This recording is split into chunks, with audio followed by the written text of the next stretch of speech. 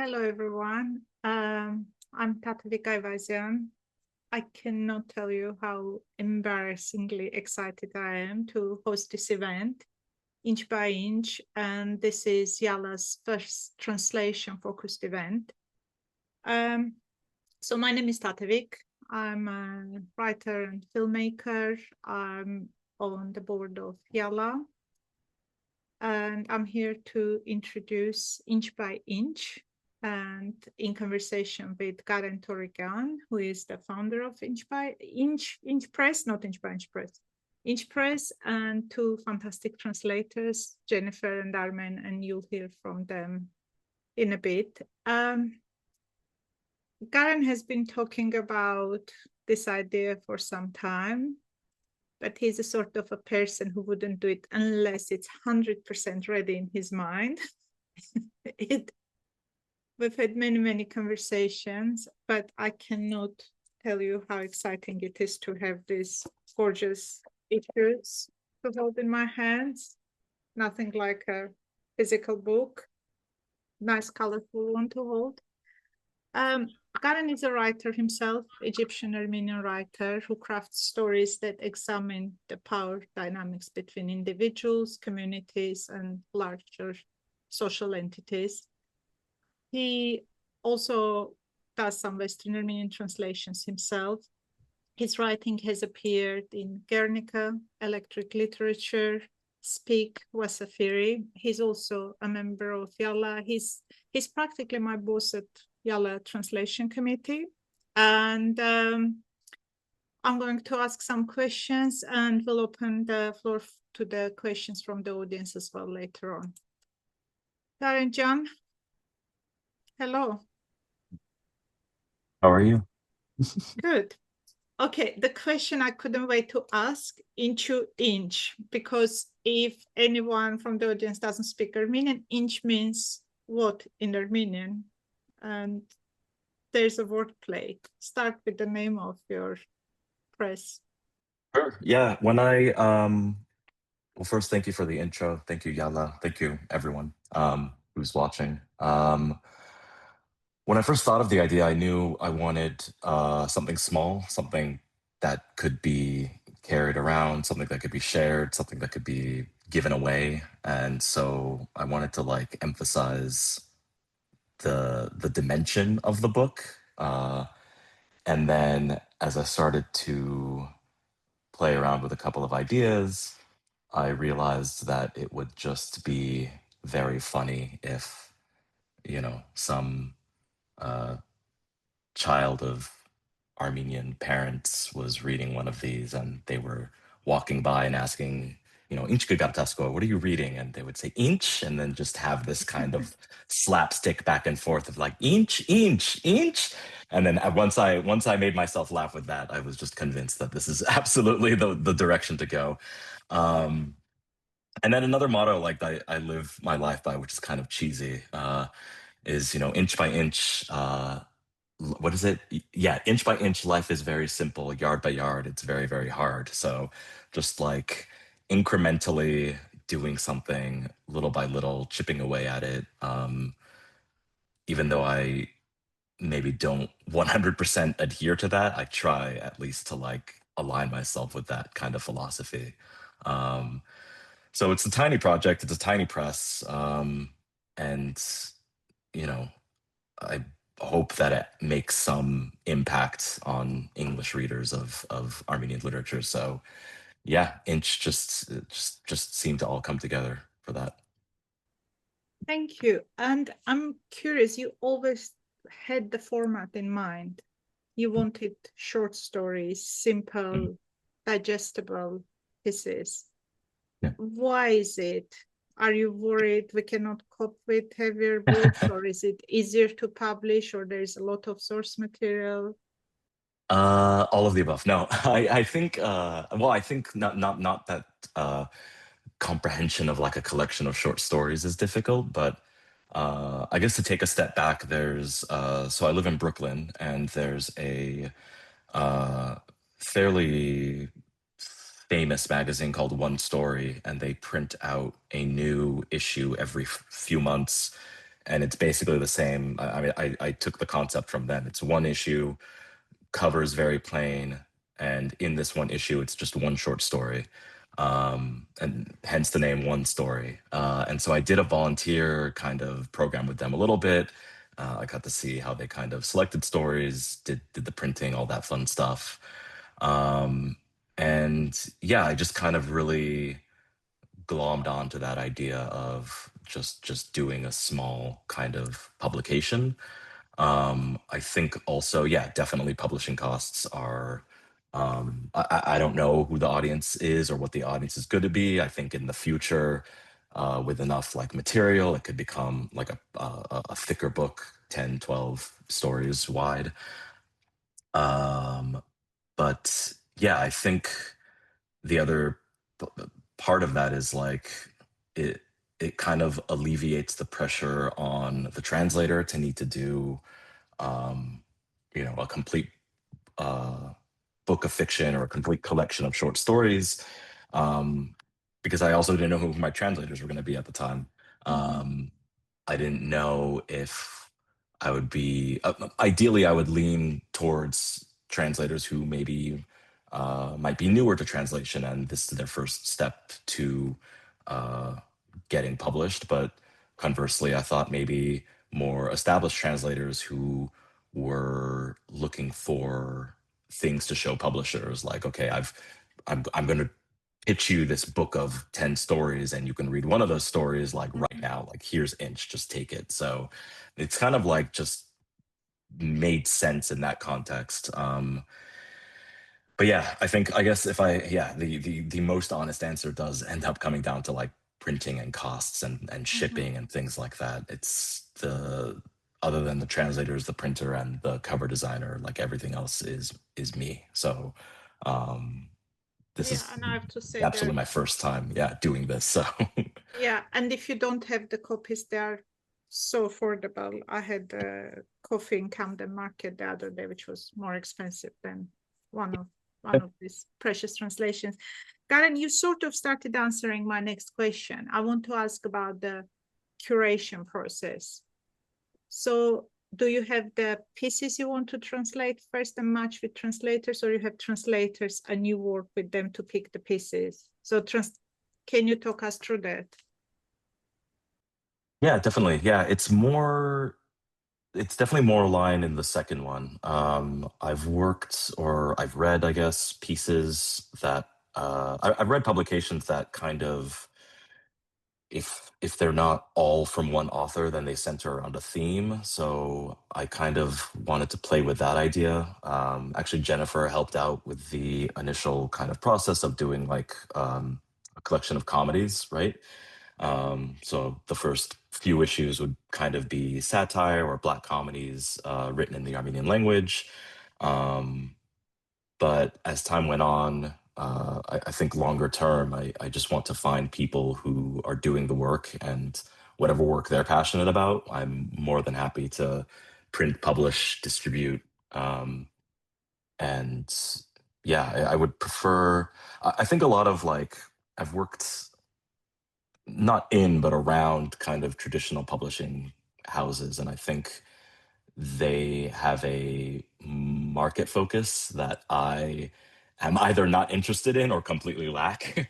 But I think when it comes to translation, like so much of that, well, so much of art in general is what the creator feels and what the creator wants. And just see my role in this as like a conduit to whatever the translator wants to publish, like whatever they think is a story that deserves kind of that effort that they're going to put into it. It's like a multi-day, multi-week, multi-month kind of um, labor of love that you're doing, at your desk with by yourself and a stack of dictionaries next to you. Like the last thing I want them to worry about is the publisher or the editor or somebody saying like, oh, but dragons are really cool right now, or I don't know. That's, I know, something Olivia and I have chatted about.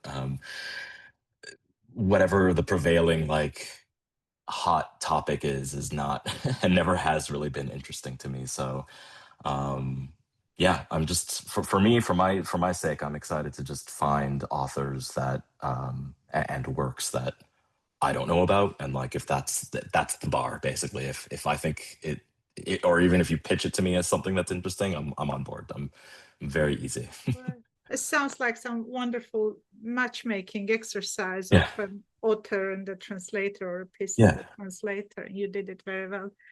yeah. Garen, can we talk about the language? So your obviously first two translations are from Western Armenian, and the next few ones would be as well, if I understand correctly.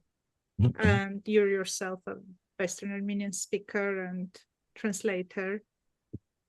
How important it is? We were just talking before the event, and we all agree, while we're all very mindful of it, the language's status as endangered, but we all want to move away from funeral procession in Maralak Tokmakian words and just use it, because all the conversations about Western Armenian is centered around preserving rather than actively using and just laughing in Western Armenian. I mean, how hilarious Jennifer's translation was.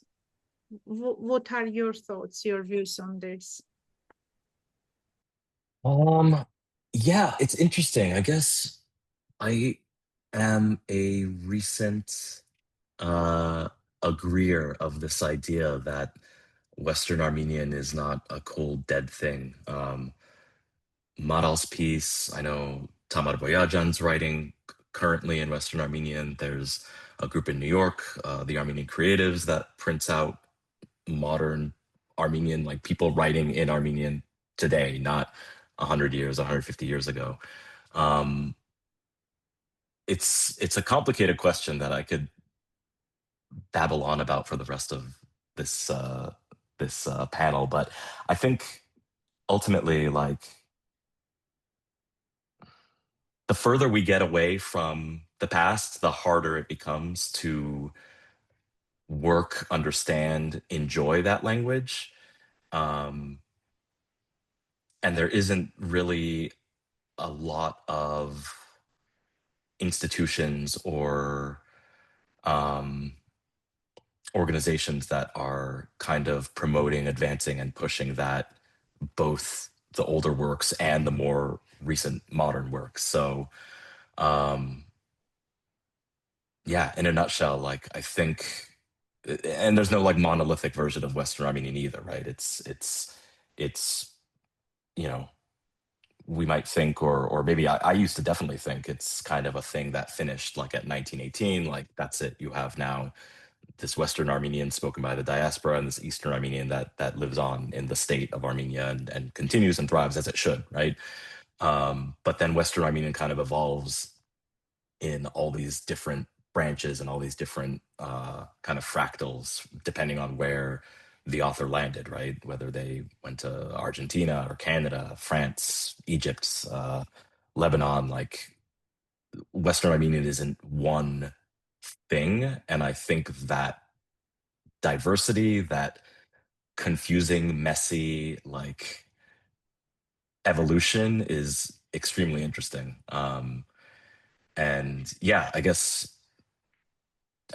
yeah, I think that's what I would say to all of No, that. thank you. I really applaud people who are writing and working in it right now, because again, it's, you know, when you think of, yeah, just traditional publishing, it's like, why would, you know, people Yeah. might question like, why are you doing this? Or people might doubt that translation of uh, a UNESCO endangered language, like writing it in UNESCO endangered language, like doesn't deserve translation because it's only written for the people who understand that Yeah. language. Like it's such a like negative and self-effacing like mentality that, Heartless. It's a yeah, very heartless thing to yeah, say. It's a yeah. very heartless But I thing to understand it. say. This is what I'm saying too. It's like you don't, if there's not enough people promoting it or encouraging it, then you feel like it's not worth doing. But you know, we should be promoting Um, it, and we should I be doing it. agree with you that there aren't obviously enough institutions and organizations to support, and complete and utter lack of support from the state of or from Republic of Armenia. But what I believe in, your enthusiasm is very infectious. If you have something to read, something so hamofodov, like your press is, so delicious, so accessible and joyful and wise or interesting, we need to, a reader, myself, or a speaker like you, it will evolve. And it's important that you mentioned that it's not a monolithic thing, like Jennifer was mentioning earlier today, that it's multitude of dialects, or even every village will have its own dialect, and they're disappearing faster. So we need to be mindful. So every act of reading, and I believe your press is also will promote, because people will seek out the originals. People will learn Yervant's name or Aram Haigaz's name. Made me go and dig and find Aram Haigaz's other thing. So translation itself brings out the source material, makes it shine as well, not only the translation. So I know it's been hard work, Garen, but congratulations. I'm so pleased. And tell me a few words about what happens next. What are the next books you're planning? We'll hear a few pieces from the translated books. Yeah.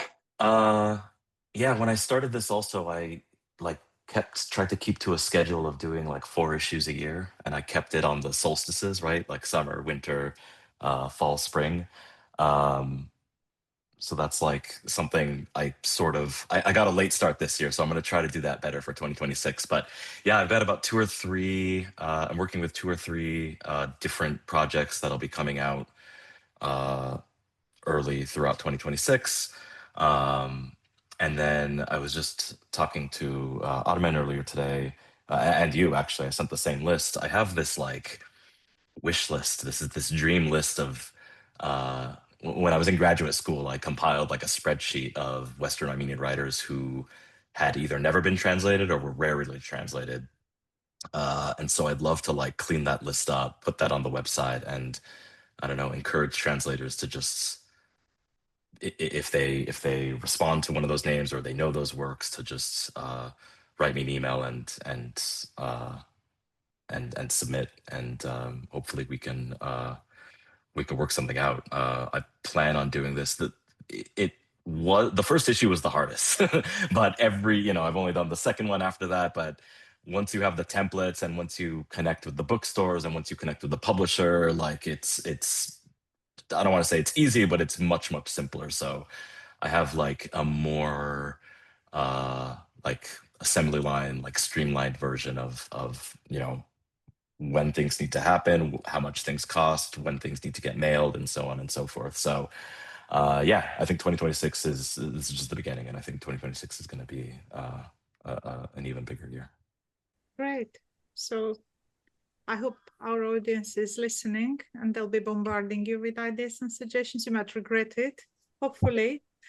Shall we move on to some readings? And I'd like to introduce Jennifer Manoukian with her wonderful, joyful translation of the Scheme of Fake Armenian Prince.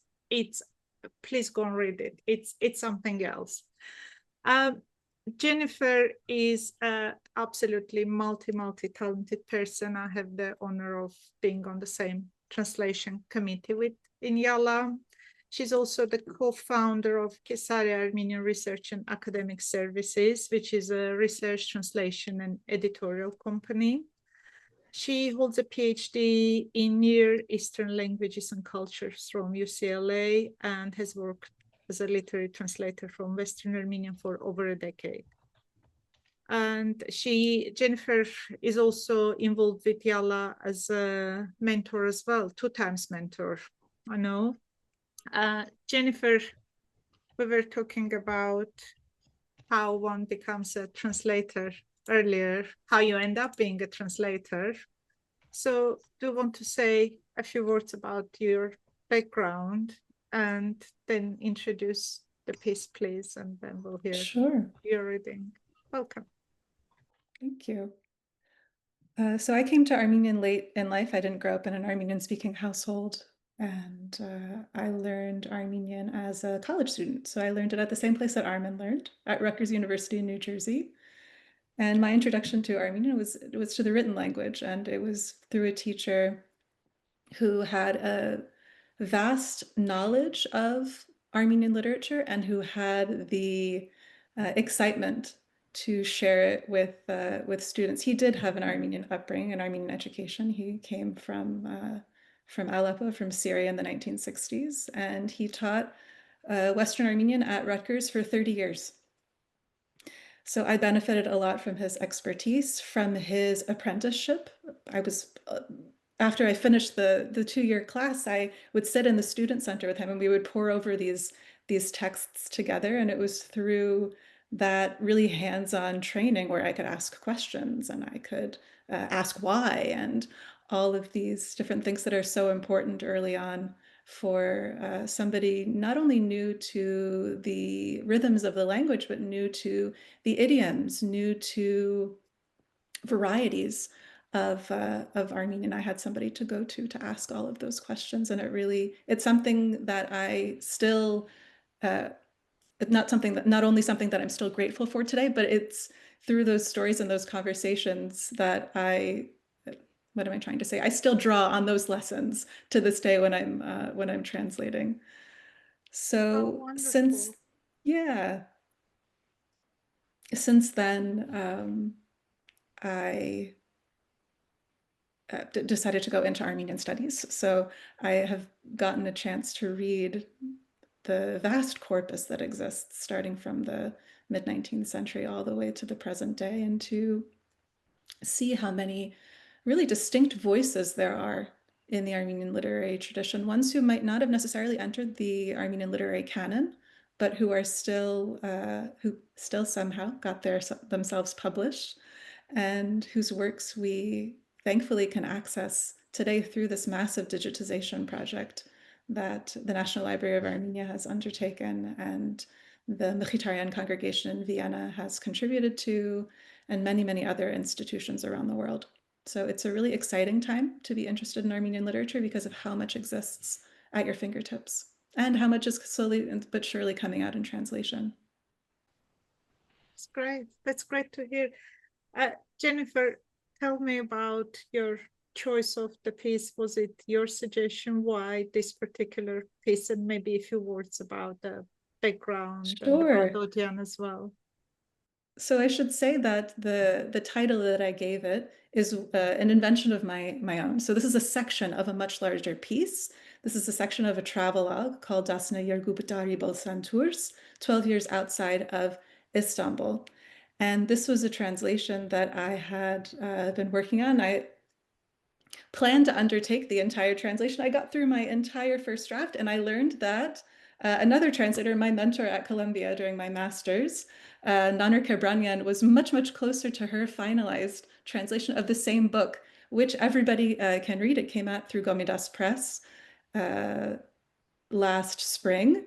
So if you are interested in this short piece, I'm sure you'll love the escapades that he describes all around the world. So Yervant Odian spent the latter half of the 1890s and the majority of the early 1900s traipsing around different parts of the Eastern Mediterranean and Western Europe. So like many intellectuals in the 1890s, he needed to escape Sultan Abdul Hamid.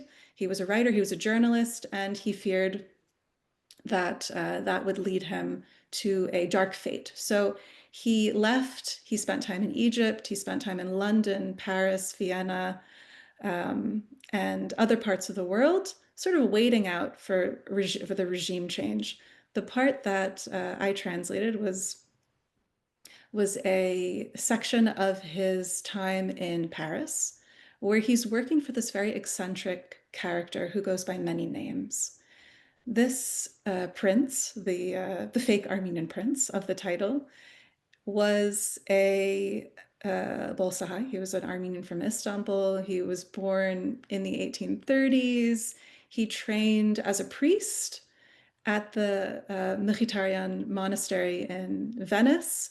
He had a disagreement with some of the other priests there. So he left the clergy, he moved to Paris, he married a wealthy baroness, or at least she called herself a baroness, and he lived out the latter half of his life masquerading as a heir to a French dynasty called the Lusignans, or the Lusignans in Armenian, who had a throne in the Middle Ages. So he paraded around Paris, where many sovereigns who were waiting for regime change in their own countries waited that out. So he was not alone. And it was very easy for him to convince people that this far away and distant, this throne that they had never heard of before, he was the heir to it. So it did not seem to really pose a problem for most of his time. In order to support himself, though, because he wasn't an aristocrat, he sold insignias, which I'll be reading about in a few minutes, and he prepared one of his life's, a project that he had been working on for many, many years, a French Armenian dictionary. And to do that, he would often hire young Armenians who were in Paris as students, or like Yervant Odian waiting to return to Istanbul. He would hire them as proofreaders. So Yervant became in his employ, worked in his villa, and got to see all of the funny business that was going on during his masquerading. Yervant Odian, people might know, as a satirist. We're very, very lucky to have a lot of his work already in English translation. There's a book called Kamran Panchuni, translated by Jack Antrayasyan, who is really a pioneer of translation from Western Armenian into English. He worked in the 1980s and 1990s. So thanks to Jack Antrayasyan, we have Kamran Panchuni in translation. We also have The Accursed Years in Aras Melkon Stepanyan's translation. That is much different. It's not a satirical piece. It's not a fictional piece. It's his story of survival, his deportation story. The work that I'll be reading from was published in serialized form both before and after the genocide, 1914, and then again in 1918, and then was compiled as a book in 1922. So I translated from that book form. Brilliant. It's over the top. It's unbelievable. Shall I read? Yes, please. Okay. So the piece that I'll be reading from is about in the middle of this chapter. Yervant has already introduced Prince Lusignan, who also went by the French name Ambroise Kalfa. That's how he published his dictionaries. So you'll hear him referred to as both. And what we'll be immersed in is Yervant Odian in this villa on the outskirts of Paris. There'll be a visitor coming and addressing the prince, asking for an insignia, which is one of those medals that you might see in 19th century portraits. A lot of people like to pack on medals on their lapels. This was to show their status in society, and apparently it was all the rage. So this is Yervant writing in the first person. When I met him, he was living a very humble life. His only extravagance was a one-horse carriage that he would take on trips and visits. Yet, apart from that fixed income, the prince earned a decent amount selling medals of honor, or insignias. There were two types of insignias, one for the Order of Melusine and the other for the Order of St. Catherine of Mount Sinai. The first was limited to members of royal and princely families, while the second was given to ordinary mortals. Melusine was the spirit that protected the Lusignan line. The other insignia had its roots in the legend that the Lusignans had founded the monastery of St. Catherine on Mount Sinai. Like all self-respecting insignias, they were divided into 5 ranks.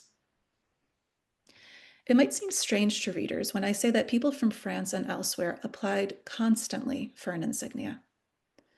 As selling insignias was legally considered fraud, the prince avoided doing business with French people or bestowed one on them for free. But it was a different matter for people from abroad. Coming from faraway places, generally from South America, Egypt, or Africa, They could not endanger the prince, especially since everything would take place with the utmost skill. For example, a flashy Argentine who was a great lover of insignias came to the prince with a request. The prince's driver, Basile, opened the door to the garden. "What can I do for you, sir?" he asked with excessive deference. "I'd like to meet with His Highness the Prince." "Have you requested an audience in advance?" "No, sir." "Then I'm sorry to say that the prince cannot receive you. As you see here," Basile showed the man the sign on the door that read, "In order to meet with the prince, one must first request an appointment in writing and explain the purpose of the visit." "I apologize, I didn't know," the man replied. "Well, all I can say is good day." "Good day, sir." His letter arrived the following day. It was written almost exactly as follows. "My Argentine compatriots, who have the honor of being Knights of the Order of St. Catherine of Mount Sinai, have told me about their profound admiration for your Royal Highness. I wish to take advantage of my being in Paris to appear before your Royal Highness and express my deepest respect for you. I hope that your Royal Highness will not deny me this privilege." It was clear that the man had intended to ask for an insignia. Marguerite, his housekeeper, responded on behalf of the prince and gave the man an appointment. When the Argentine knocked on the villa's garden door for the second time, Basile ushered him in and led him to the prince's office. Then Marguerite greeted him, introducing herself as His Highness's personal secretary. The man bowed all the way to the floor. "Although the prince isn't feeling very well today," Marguerite continued, "he will receive you." "I'm very grateful, miss." "The only issue, sir, is that the doctor has advised against long, tiring conversations. Therefore, I will ask that if you have something in particular to convey to His Highness, that you do so kindly through me." The man, a bit perplexed, replied, "Well, miss, encouraged by the kindness His Royal Highness has shown to my compatriots, I would like to request the privilege." "What privilege? Just say it, sir." "I'd like to become a Knight of the Order of St. Catherine of Mount Sinai." "I don't think the prince will have any reason to deny your request, especially if you have the recommendations of other knights." "I do indeed, miss." And with that, the man pulled out a few letters from his pocket and handed them to the young woman. "These certainly have value," Marguerite continued, "but they're not enough. There are also a few formalities to attend to." "What kind of formalities? I'm ready to do whatever is necessary." "First, you must communicate your request for an insignia in writing and include with it biographical details as well as a list of the good deeds that have led you to believe that you have the right to enter the chivalric order of the Lusignans." After this meeting, the prospective knight was led to the adjacent parlor where the prince was already seated in an armchair. Marguerite took on the role of hostess, briefly introducing the visitor and explaining the reason for his visit. The prince asked for information about the knights in Argentina and concluded the audience. "I think you made a good impression on His Highness," the young woman whispered to the visitor as she led him to the door. "Do you really think so, miss?" "I'm sure of it. Send in your application right away, and I'll do what I can to make sure it's accepted." I think I'll stop there. Thank you so much. It's so delightful. It's like, Jennifer, before we move on to conversation with Armen, is the piece, the Western Armenian source piece, available online? Because I'm sure some of the audience would be interested. Do you mind sharing some Definitely. links in the chat if possible? Oh, absolutely. As Armen's talking, I'll find the link. It's fully digitized by the National Library. Let me introduce you to the next translator, Armen Karakashian. Armen, welcome. Armen, we would love to hear your story, how you ended up being involved in this. You're a recent graduate, same uni like Jennifer mentioned, and you've been involved with Krikor and Clara's Information Center as well, who are our good collaborators and friends. And your note said, your bio said, in his free time, he enjoys translating old handwritten Armenian letters belonging to friends and loved ones.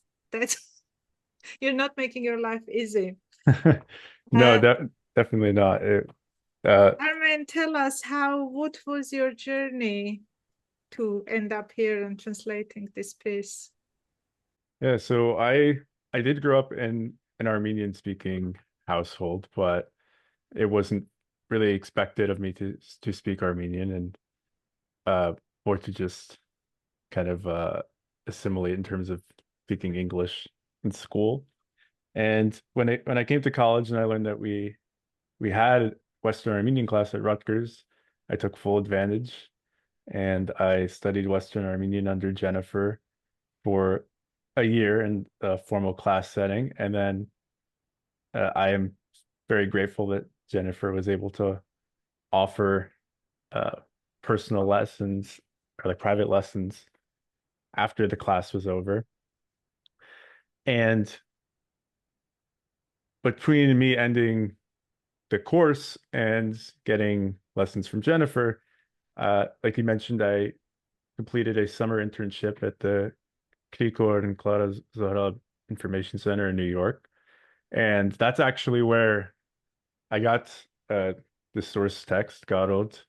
The director, Jesse Arlen, had gifted it to me on the last day of my internship because I was looking to continue reading and learning. And I thought, I'm at a library. There's all these Armenian texts here. We have a lot of duplicates. I'm like, okay, well, might as well.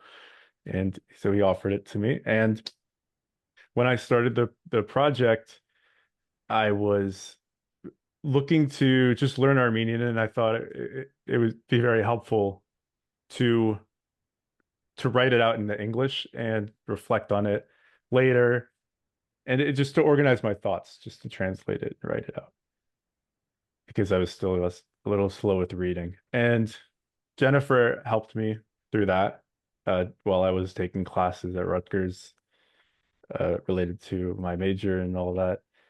And a little over halfway through, maybe, I started another project. Like you mentioned, I started translating old handwritten letters. And through a lot of persistence and looking at dictionaries and learning all these old writing styles, and because they write letters differently than you see on the keyboard or on the digital text, I was able to piece together some parts of my girlfriend's family's history, because they have this whole collection of 100-year-old letters. And that definitely gave me a strong foundation in translating into language and vocabulary. And that's when I returned back to the original piece, to the translation, and finished it out. And yeah, now it is published. And so some background on the author of piece, Garod. Aram Haigaz he's an Armenian American writer. He survived the genocide in 1915. He was born in Western Armenia, and he had lived with a Turkish family for 4 years, and he converted to Islam to survive. He escaped to Istanbul around 1919, and he found his way to America, and he would publish a lot of, I mean, outside of his first works describing, or his early works describing his time in those 4 years after the genocide, a lot of his work was popular because he wrote kind of funny, entertaining stories about kind of seemingly mundane things. And so this work is unique. This work, Garod, that I translated, is unique in that because much of his output was not really about kind of the past and what, and yearning for the past and missing it. So this work stands out for that reason. And yeah, I was happy to translate it and to share his story in this little memoir. Yeah. It's a wonderful piece, and there is a really insightful note from you as well, Armen. So I will urge anyone who got the copy of the piece, read it as well, because I mean, it's so courageous of you to dip into this difficult piece, because from glamour of Lucinian prince, we have a grumpy Armenian man who complains about store owners not reading his newspapers he's contributing to. Mhm. But you've done a wonderful, wonderful job. It was beautiful to see. Your translation is dedicated to your Mama, to your grandmother as well. Lovely touch. So let's hear a bit of Garot yearning.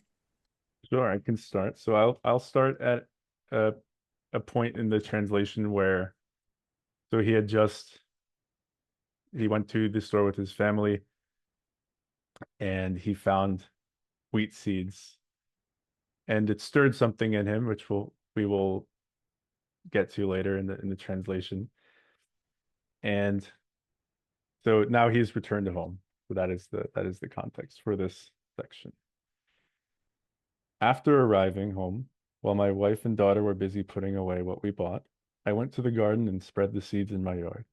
There was a small sunny space between two rose bushes. I kneaded the ground there and planted them. How many days will it take for them to sprout? I asked myself. Perhaps they are fresh? I knew that there are seeds that don't last for more than a year. Perhaps it is that kind of wheat, I wondered. One time I read that they found wheat in the tomb of a pharaoh. Whether that small centuries-old grain would have sprouted or not if planted, I don't know. One morning, after 15 days, 15 nights, and 6 hours passed, I happily saw that the small space in my yard started to be covered with pale green slender seedlings. Almost immediately, under the hot sun and abounding light, they changed color, and like little daggers, sprung upwards. I ran inside and told my wife the miraculous news. My field of wheat has sprouted. What field? What wheat? You don't remember? The wheat that I stole from Corona? I remember. I had planted them. They've sprouted. They're getting big. What are you saying? You watch them grow, hunched over them day and night. When the rain was late, diluting fertilizer and water, I would shower their roots. Over the course of a month, they had finally grown quite a bit. It's a shame that there weren't a lot, but they had grown fairly tall. So tall that when the wind would blow, it could send a wave through them. By then, summer was approaching. Since I had planted them quite late, I was afraid that perhaps they would not be able to take root and mature before the bitter cold of winter came along. One day, when my good friend Odian had come to visit me, I brought him to the garden. I extended my arm towards my little field and said, Megardish Akhter, do you know what these are? What are they? They look like grass, he said. It's wheat. I just had to see it. I longed to see the rippling of the green fields. I needed to hear the tall strands rustling beneath the sun. I wished for the melody of singing larks that fly up and through the wheat early in the morning, the sweat of the harvester, the drool from the mouth of the ox turning in its pen. Do you remember the drool? It flowed like a silvery thread down its chins. I wanted to see the wheat piled up in the pen, its smell, and the noise of the machine that separates the wheat. Finally, everything connected to the field and pasture. Everything. I saw that he was touched. His eyes narrowed, reduced to thin slits, and I knew that he had gone all the way back. Now the sprawling fields of wheat of his native land, Sebastia, were rippling in his mind's eye, those fields that inspired the song of bread, Atsinyerka, by the incomparable Varujan. I was sure that my friend, within their mind's eye, saw the fields of gold that ripple under the sun, and the dark-skinned people moving the sight that enters them. They were naked above the waist, their bare heads, their sweating brows. They would enter the fields and reap, reap, reap. The sun shimmers on the steel of the scythe, and the field collapses piece by piece in front of each half-round motion. Under the lush and cool shade of a nearby azarel tree, a dark-skinned woman gives milk to her child. From time to time, she pulls her breast away from the child's foamy mouth and chides him. Eat slowly, puppy dog. There isn't anyone taking it away from you. You'll choke. Hevach, Norian finally said, awakening from his dream. the Turks did much more damage to us than we had thought and counted in 1915. Heva. And he sighed. So What a that's moving okay. piece. Thank you, Armen. Thank you very much. And we wish you best of luck in your next translations. And we cannot wait to see more works from you. You've done amazing, amazing job on what a Thank you very brilliant much. achievement. I know we don't have much time left and the questions are coming. And Garen, we have a question for you to start chronologically from Alec, who wants a few examples of how Western Armenian evolves differently in different countries. Sure. Sure. But this is timely because I just typed up my lengthy reply, but maybe I'm not a linguist by any means, but I was fortunate enough to meet with a bunch of Armenian communities in Mexico. So they spoke what I'll call, Armen Espanol, but it was it was unlike what I would typically consider to be a Western Armenian kind of tilt or dialect from Iran or Turkey or Lebanon or other places. So like I have to believe through just extrapolation that like Armenians in Buenos Aires, Armenians in is it Colombia, I think, that has a city called Armenia, like these forms of Spanish have evolved differently than Mexican Spanish or Spanish. So I have to believe that the Western Armenian that evolved in those communities evolved kind of organically. Like there's no governing institute for Western Armenian. So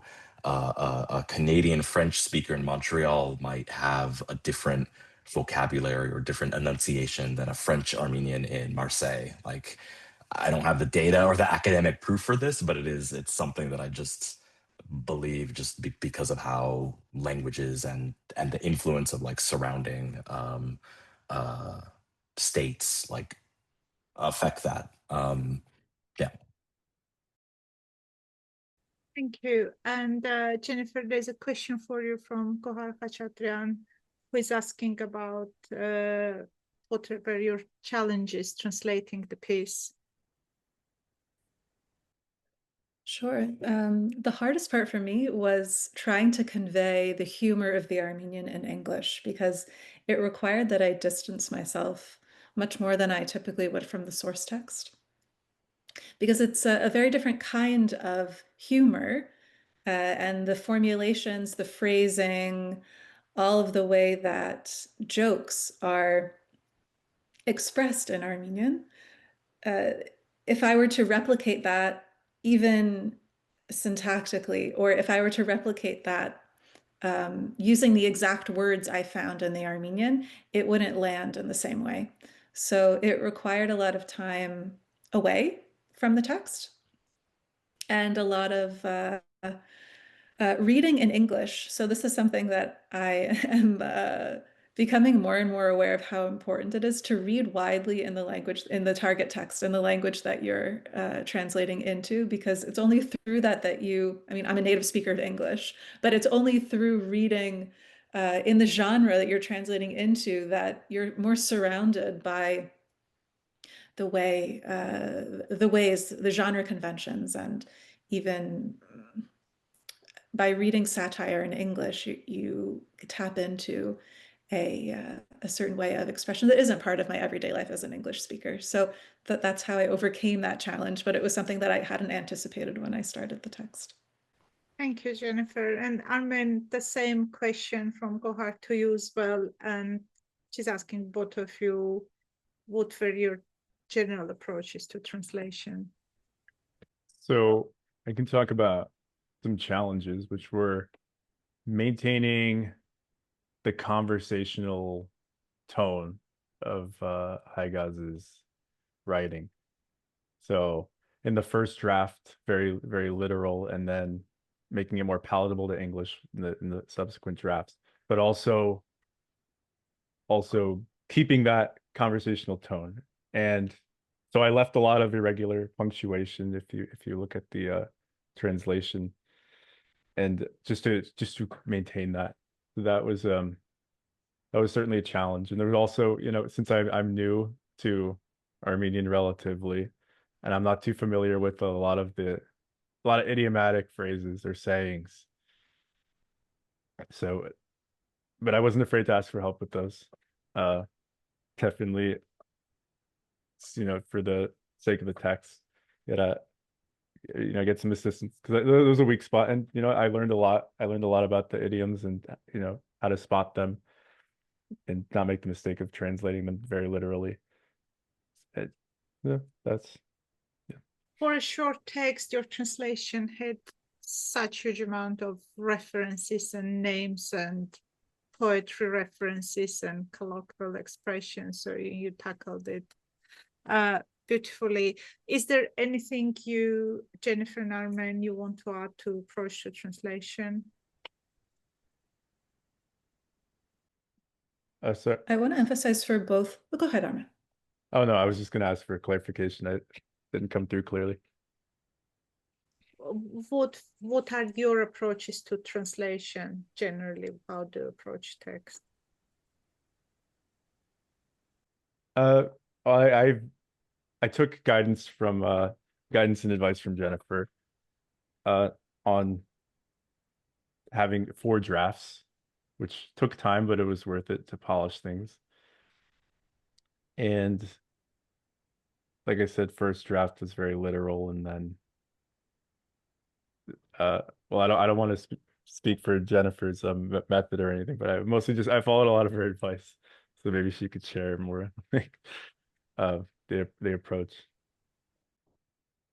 The very practical translatorly practice of multiple drafts is it's important for me to do, and it's something that I found that when Armen and I were working on certain parts of his translation, a way to ensure that you are both thinking of the author who you're pledging a certain allegiance to, but also thinking about your English language reader and thinking about how that person, more often than not, will not have any background in Armenian.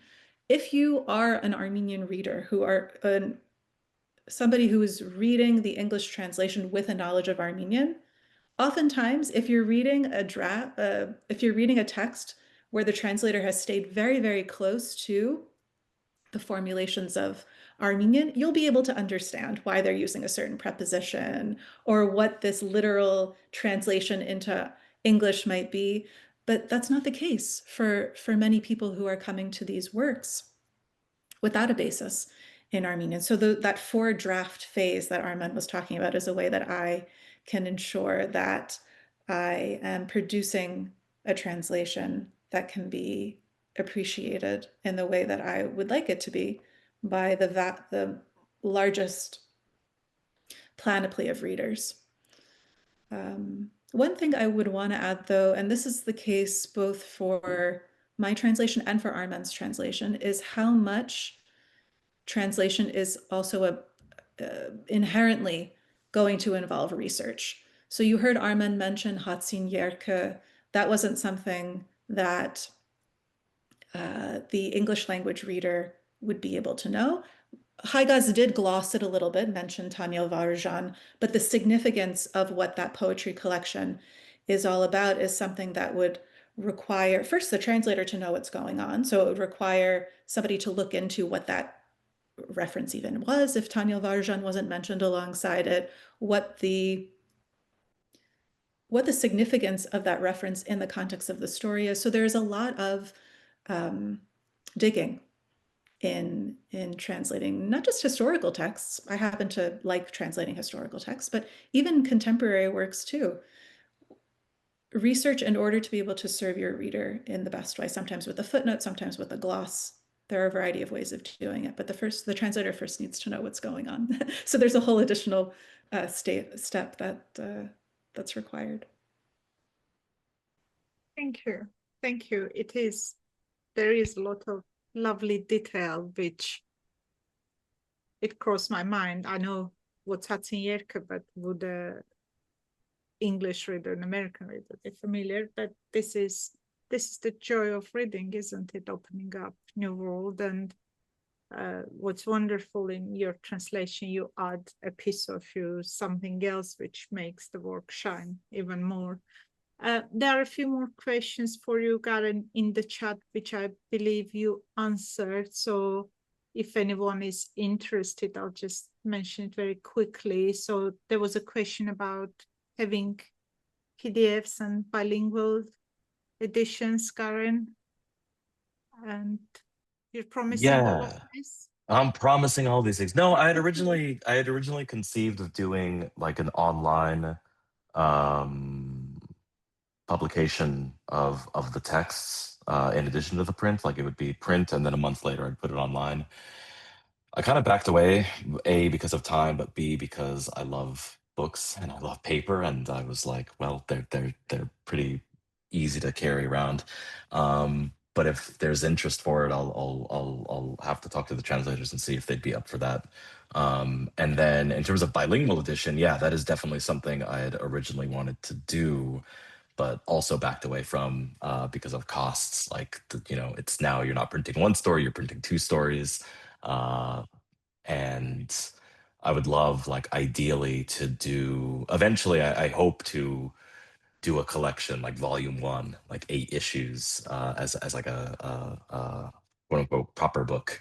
And then at that point start exploring, okay, like including the original source text. But as Jennifer had pointed out, there's so much of this source material available online that I really should, and I will, like, at least link to the original source text so that people can, read that on their laptop or print that out as a PDF or whatever, like alongside the English text. Yeah, I think originally I had one, like English on the left, Armenian on the right, or something like this, but because the language, compression, let's say, doesn't match one to one, I found it hard to justify, like, one side of the story might be ahead of where the source text on the left side was. So then I thought, okay, if you print it like this, maybe you read the Armenian, well, you can't say, if you print it like this, maybe you read the Armenian version upside down or something like that. So it was really just, yeah, just logistics that I couldn't sort out, and just getting the English out first was my main goal. But yeah, I'll link the source Armenian texts online for sure. Wonderful. I think we have one or two quick questions, and there has been a question about translation, Israeli translation grounds from Aspet Bulgarian. Yes, Aspet, there is interest. We're very excited. We're very excited to promote them further and keep growing. So spread the word, and it's been great to be able to support new translators and established translators to work from and to Eastern and Western Armenian. I think we're going to have one question, if we can unmute Lisa, and that's it, if I'm right. Hi, everyone. Can you hear me? Yes. Hi, I just want to say really thank you to Garen and also Jennifer and Armen for the work that you've done. This is necessary work for those of us who care about Western Armenian and its flourishing. I'm very grateful that this now exists. I want to just maybe a slight follow-up or a clarification of what I was thinking about is I think the original source text is what I'm looking for to see a PDF of. I don't actually I want to support your translations and pay for them and have them out in the world as physical objects. That's wonderful. But I think for me as a instructor of Armenian, someone who cares about the language, it would be really helpful to have the original source text and the PDF of just those pages, because linking to the 12, like Das Niergudari Bolsenturs is gonna trying to find the exact text that Jennifer is translating is a bear sometimes. So I would say it would be really helpful for those of us teaching the language to have the source Armenian text just as a PDF of just those pages that were translated, because then you can use both those materials in classrooms. I think that would be very helpful for those of us, again, teaching it, and maybe even those people who want to then read the original and say, hey, what did I understand from I now read the English. Now can I go back to the Armenian and say, well, is this what I understood? Is what was translated what I understood? And if not, what's going on? I think it would be helpful. But thank you. Yeah, super quick. I dropped the email link address, but yeah, I can definitely reach back out to Jennifer and Armen and figure something out there. I think that makes a ton of sense. But yeah, anyone can email me at hello@inch.press. And there's a mailing list that I've never used because I just haven't. But yeah. Brilliant. Thank you, everyone. Thank you so much, Garen, for this brilliant idea. Jennifer and Armen, for your gorgeous translations. We cannot wait for the next one. I will urge all of you, go and buy more copies because it's a great Christmas present. And it's tiny, it's colorful, it's like literary candy. Just give it to everyone to read. And you don't have to stop December 25th. There's also January 6th. You can just keep gifting them out. Also, it's, yeah, and you're American, and it's Thanksgiving to give gifts. A lot happen. Armenian Christmas, other Christmases. So please support these guys, support these translators, read their works, seek them out, because this is why they're doing it. It's not a self-serving exercise. I would like also to invite everyone to join us next week for another great event, November 15th, about the business of writing, which will feature literary agents from Armenia and United States. So if you're a writer, if you're an emerging writer, or translators as well, please join, spread the word. And if you enjoyed this event, please go to our website and support us, because we're a literary organization and we don't have much money. So any donation will help us to have more events like this and support these wonderful people and their work. Thank you very much. And thank you everyone at IALA and Garen for letting me to moderate this event. I've been very excited about it, to Olivia, Hofsep and Nairi.